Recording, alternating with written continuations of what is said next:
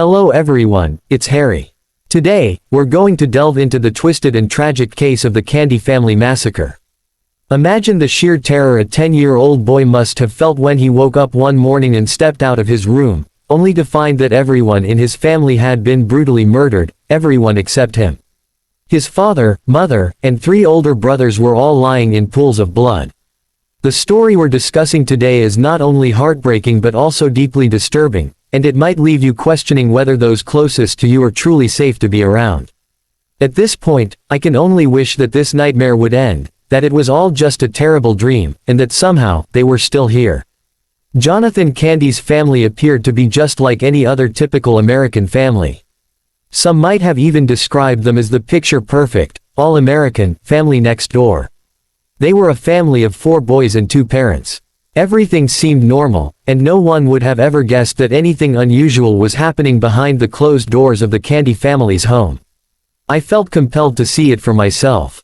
I kept asking Cooper to please snap and text Ethan, asking if he had seen him today or talked to him, and I was calling Lindsay and messaging Dylan, but no one was responding. They were your typical all-American family, and I could never have imagined something like this happening, not in 100,000 lifetimes. Even now, I'm still in shock. Even their neighbors, who saw and interacted with them almost every day, would never have suspected that something so horrific was going on inside the Candy family home at the end of the cul-de-sac. In an interview with the couple back in 2022 about one of their favorite bakeries in Yukon during an episode of Discovering Oklahoma, the couple appeared to be a young, vibrant, and happy family. I come here twice a week in the morning just for their breakfast burritos, which are by far the best you can get around here, Jonathan had said. Lindsay added, I love carrot cake. I don't eat a lot of sweets despite my last name, but I love the carrot cake. The cannoli are good too. It's a tragedy that they are all gone now, leaving just the youngest son behind. The darkest part of this story isn't even the fact that they were all murdered. It would have been somewhat easier to understand if an armed intruder or someone with malicious intent had broken in during the night and killed them all in cold blood. But that's not what happened. The most horrifying part of this story is that the person who killed his wife and 3 children and then turned the gun on himself was Jonathan Candy. It wasn't some stranger, it was the man who was supposed to be their husband and father, the man who was supposed to love and protect them. The very person these people trusted with their lives is the same one who took those lives away. Jonathan Candy was a 42-year-old man from Yukon, Oklahoma. He worked as a part-time employee at the Paycom Center, one of Yukon's large arenas used for various events like concerts and sports tournaments. It was basketball season, and Jonathan Candy had been working at recent NBA games. The local community was buzzing with excitement over the Oklahoma City Thunder, hoping to see them win the championship. Although he worked part-time, Jonathan was known for his jokes and laughter, which always brought life to the arena. He had studied at Bishop McGuinness Catholic High School and, after graduation, married his sweetheart, Lindsay Terry. Lindsay grew up in Prague, Oklahoma, and was a member of the choir as a young girl, always full of laughter. Jonathan was the funny, goofy guy who loved to make people laugh, and Lindsay was the beautiful young woman who loved to laugh. They seemed like the perfect match, and their marriage appeared to go smoothly, even after many years and 4 sons. Jonathan and Lindsay Candy looked like a happily married couple. There were never any reports of domestic violence or abuse of any kind, and their children appeared to be happy, living the lives of typical American kids. The couple's Facebook pages were filled with family photos of happy times, and anyone scrolling through would have thought they were just a regular, happy family.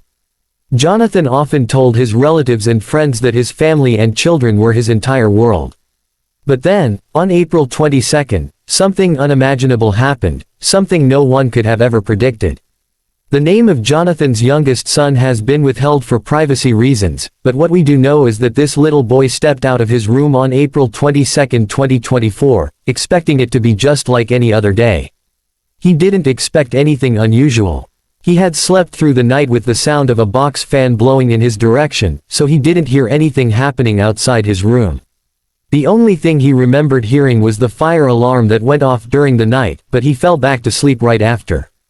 At around 9 a.m., he stepped out of his room only to find his entire family in a pool of blood. At 9:30 a.m., the 10-year-old boy called 911 and told the dispatcher that he found his entire family dead. Not long after, police arrived at the Candy family home near Southwest 29th Street and Czech Hall Road. When they entered the house, they were shocked by what they saw. It was nothing short of a massacre. After their inspection, they found 39-year-old Lindsay Candy, who had been shot and killed, along with her sons, 18-year-old Dylan Candy, 14-year-old Ethan Candy, and 12-year-old Lucas Candy. The suspected killer, 42-year-old Jonathan Candy, was also found dead from a self-inflicted gunshot wound. It didn't take long for investigators to conclude that this was a case of murder-suicide. But the question on everyone's mind was, why did this happen? The sole survivor was the 10-year-old boy who made the 911 call. Neighbors on Czech Hall Road noticed when ambulances and police vehicles began to arrive at their neighbor's home. They were confused, not knowing what had occurred. After some time, it was revealed that Jonathan Candy had allegedly hunted down and killed his wife and children one by one, except for the youngest son. An interview with Oklahoma officials revealed that 2 of the victims' bodies were found upstairs and the other 2 downstairs. There were no signs of a struggle at the crime scene, which only adds more confusion to what happened. In cases like this, it's unusual for the killer to spare just one person while killing everyone else. If the intention was murder-suicide, usually everyone present would be a casualty. So why did Jonathan Candy decide to spare the youngest son? Is it possible that he came to his senses at the last minute, or did he have a special relationship with this child? Unfortunately, these questions might remain unanswered because there is no one left to ask. The relatives of the Candy family realize how hard this will be on the young boy and believe it's best to leave him out of any further investigations for now. Until then, this case will remain a mystery.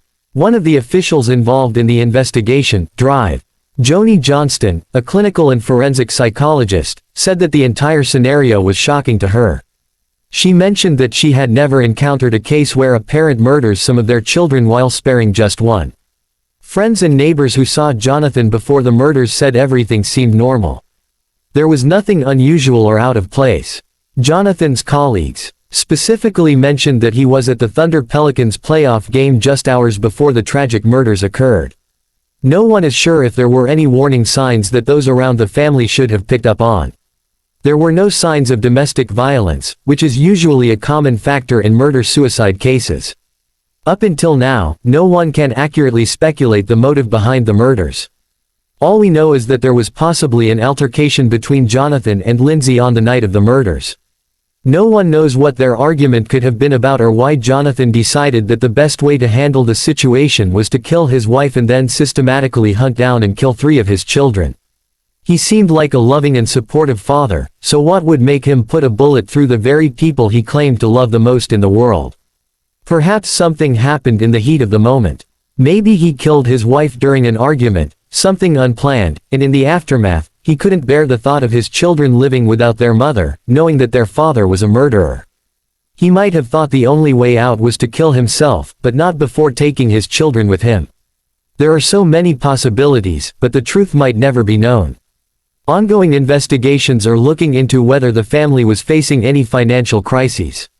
Sometimes, financial struggles can lead to depression, particularly for men who might feel the weight of the burden on their shoulders. This could result in distorted thinking and an increased sense of hopelessness. Another factor investigators are considering is whether Jonathan had any mental health challenges that he kept hidden. There is still a stigma around seeking help for mental health issues, and those who don't seek help often end up making terrible decisions that affect their lives and the lives of those they love. Signs of depression in men are usually different from those in women. Men might not mentally process their feelings of depression well or express them vocally. Instead, they might isolate themselves, becoming irritable and angry rather than showing sadness. Friends, family, and loved ones might not recognize these signs as symptoms of depression, which can sometimes lead to suicidal tendencies. It's unfortunate when people don't seek help for mental health issues in time because, once they reach a certain stage of depression, they can lose all hope and feel that the only way out is to end their lives, and sometimes, tragically, they take others with them. The actual motive behind the murders remains unknown, leaving everyone to speculate and grasp for answers that may never come. For now, this case remains a heartbreaking mystery to everyone who knew the Candy family. On Lindsay Candy's Facebook page, a childhood friend, Cami Cruz, shared some memories of their friendship upon hearing the devastating news. Cami mentioned that she and Lindsay grew up together, both serving as church cheerleaders and singing side by side in the choir. They attended school together until they graduated in 2002. One memory Cami shared stood out, revealing Lindsay's bright and playful nature. As young girls, Cami and Lindsay once hid in a treehouse and fell asleep there. Their parents, unable to find them, became so worried that they called the police. In the end, the situation turned into a light-hearted moment as the girls were found sound asleep in the treehouse, much to everyone's relief. Cami also mentioned that she and Lindsay had the kind of friendship that could pick up right where it left off, no matter how much time had passed. Hearing about the Candy family's death left Cami devastated and unable to fully process the tragedy. On Facebook, she expressed how deeply loved Lindsay was by so many people and how fiercely her boys adored her. Lindsay was known for bringing laughter to every conversation, lighting up the lives of her parents, sister, and friends. It's clear that Lindsay Candy was a beloved figure who brought joy to everyone around her. Dylan Candy was the eldest son of Jonathan and Lindsay. He was a social and outgoing person, easily making friends, and it was evident to everyone that he had a deep passion for drumming and music in general. Just last year, in May 2023, Dylan graduated from Mustang High School, where he was an enthusiastic member of the marching band. He had also begun attending Oklahoma Baptist University (OBU) in the fall, where he joined the Bison Brigade, the university's marching band. Dylan played the first bass drum, a role that only a skilled musician could handle. The director of athletic bands at OBU, Brian Stackhouse, noted that although Dylan was a freshman and not yet leading any section, he was entrusted with the challenging first base position because of his exceptional talent. Brian Stackhouse described Dylan as an amazing young man with a big heart, someone who was always happy and friendly to everyone, even on rough days. Dylan was seen as an excellent example of dedication, perseverance, and teamwork, inspiring his peers to give their best in every situation. Stackhouse recalled a core memory from band camp when Dylan was told that he had a solo in the drumline. Dylan was so thrilled that he couldn't contain his excitement, moving about with a joyful energy that was infectious to those around him. To honor Dylan and his family, a memorial display featuring his bass drum and uniform is being set up, allowing his bandmates and the community to remember him and the bright future he once had. Ethan Candy, the second eldest son, was a 14-year-old ninth-grade student at Mustang North Middle School. Known for his athleticism and talent, Ethan was a dedicated baseball player who played with joy and intensity.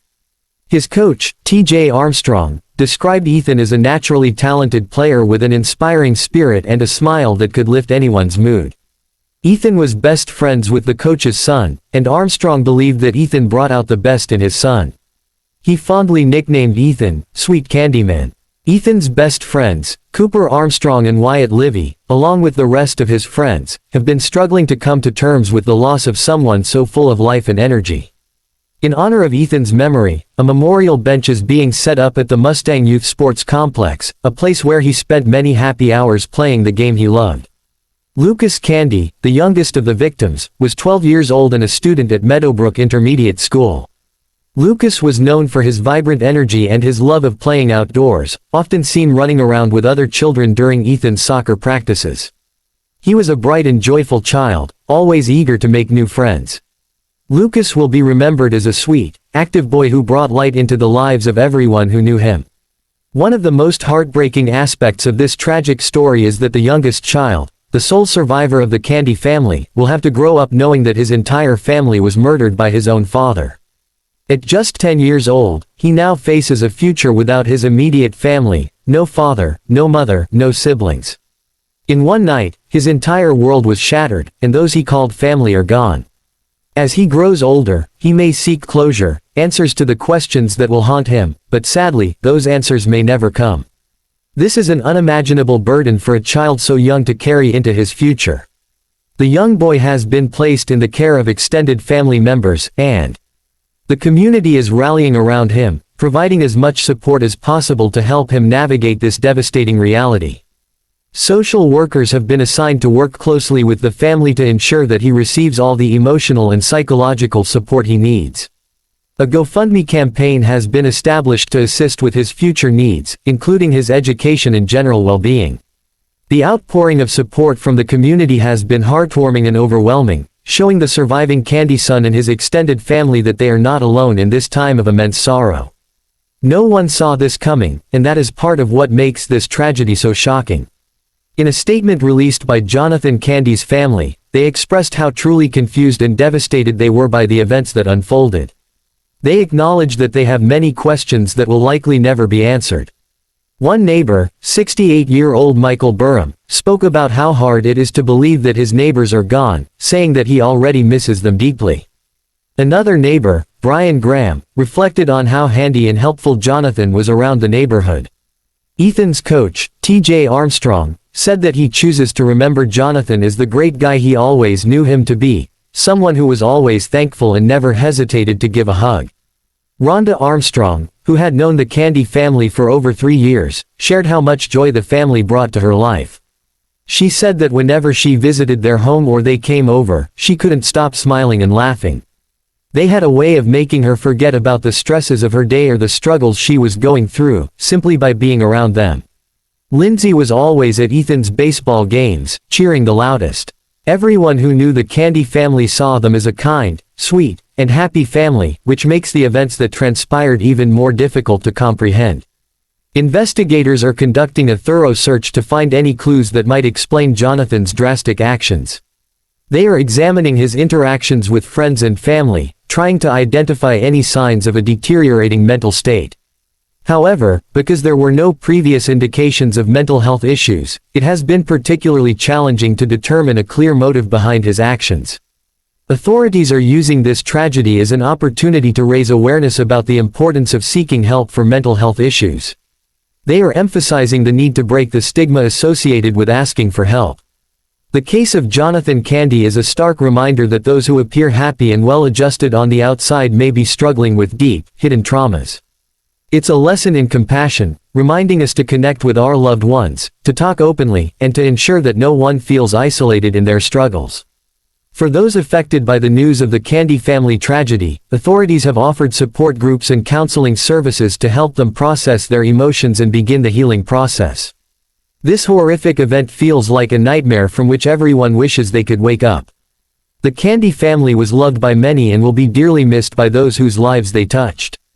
As friends and family grieve the loss of Jonathan, Lindsay, Dylan, Ethan, and Lucas Candy, they also recognize the importance of focusing on the well-being of the sole survivor, ensuring that he receives all the support and love he needs to move forward. As we conclude today's episode, please remember to hit the subscribe button if you haven't already and like this video. Thank you for tuning in, and we'll see you in the next episode, where we'll cover more of the most twisted and shocking cases ever.